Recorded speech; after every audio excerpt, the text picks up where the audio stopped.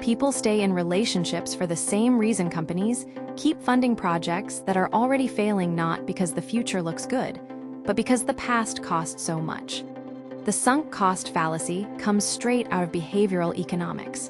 In 1985, psychologists Arkes and Blumer ran a series of experiments proving that people keep pouring money, time, and effort into a losing bet simply because they've already invested in it, even when the smart, forward-looking move is obviously to walk away.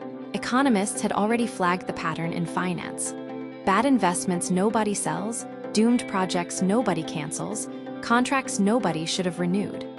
Arkes and Blumer showed it wasn't just a boardroom problem, it was a basic wiring flaw in how people weigh decisions, present in ordinary people making ordinary choices. In the 1980s, social psychologist Carl Rusbolt asked a sharper question: does that exact same math run inside a relationship?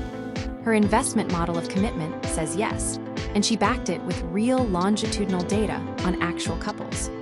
Rusbolt found that how long people stay isn't mainly about how happy they are, and it isn't mainly about whether a better partner is realistically available.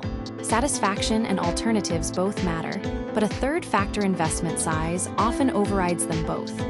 Investment means the years, the shared apartment, the mutual friend group, the wedding already half planned, the life that's gotten tangled together.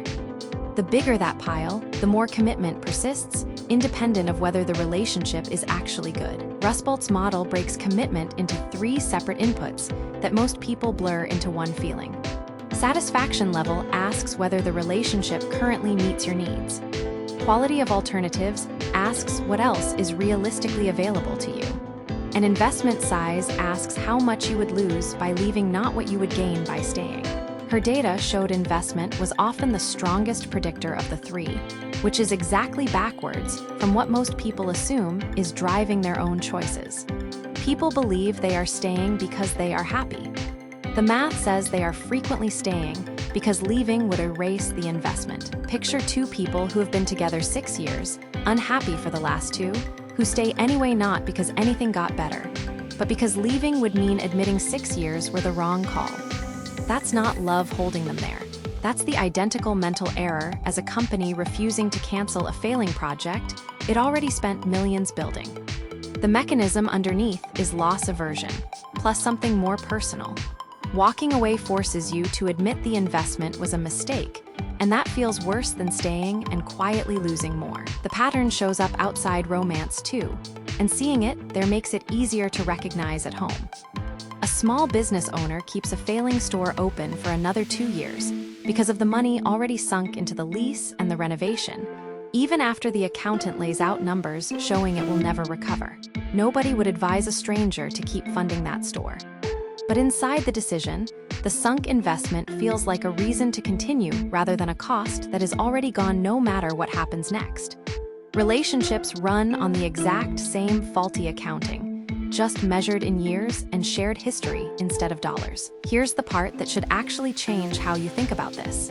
The years you already spent don't get a vote in whether you should stay.